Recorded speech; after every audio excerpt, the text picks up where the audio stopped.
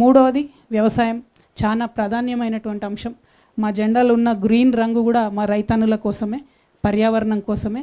రైతన్నలు లేకపోతే ఎవరికి కూడా 2 బుక్కలు అన్నం తినే పరిస్థితి ఉండదు. కాబట్టి మీకు చేతులెత్తి మొక్కుతూ మీ యొక్క సంక్షేమం కోసం, సంక్షేమంతో పాటు మీ యొక్క గౌరవం కోసం, ఆత్మగౌరవం కోసం నేను ఒక ఆడబిడ్డగా తెలంగాణ రక్షణ సేన నుంచి అన్ని రకాల ఏర్పాట్లు చేయడం జరుగుతుంది.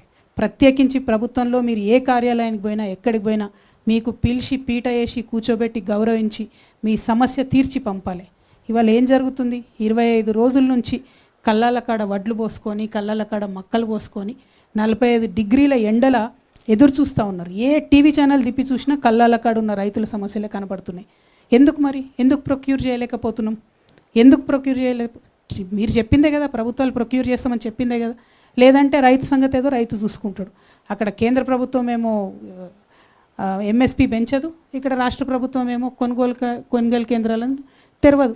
కొనుగోలు కేంద్రాలు తెరవమని 25 రోజుల నుంచి ధర్నాలు దీక్షలు చేసే పరిస్థితి రాష్ట్రంలో ఉన్నది. నేను మళ్ళీ మాట ఇస్తా ఉన్నా, ఆ పరిస్థితి మీకు ఉండదు. తెలంగాణ రక్షణ సేన అధికారంలోకి వస్తే మీ దగ్గర నుండి కొన్నటువంటి రైస్ని ఏం చేయాలనేటటువంటి ఆలోచన కూడా పెట్టుకొని చెప్తా ఉన్నాం. రైస్ని ఎక్స్పోర్ట్ చేసేటటువంటి పరిస్థితి ఉంది. ప్రభుత్వాలు ముందడుగు వేస్తలేరు.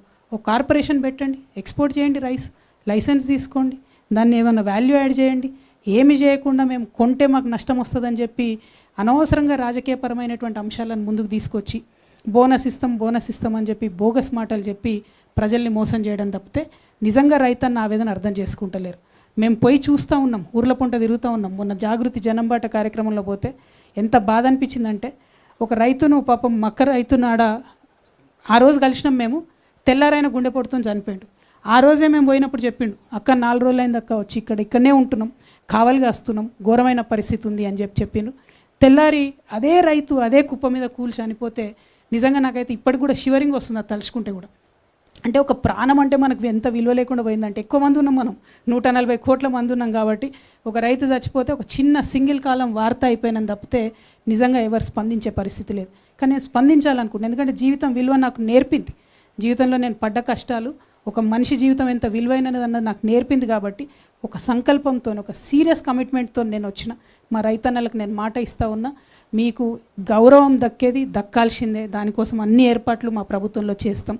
అదేవిధంగా మీ సంక్షేమానికి సంబంధించి కొనుగోలు కేంద్రాలు కావచ్చు, మీకు రావాల్సినటువంటి ఎరువులు టైంకి రావడం కావచ్చు, ప్రతి ఒక్క అంశంలో కూడా మీతో పాటు కలిసి నడుస్తామని చెప్పి నేను మాట ఇస్తూ ఉన్నాను.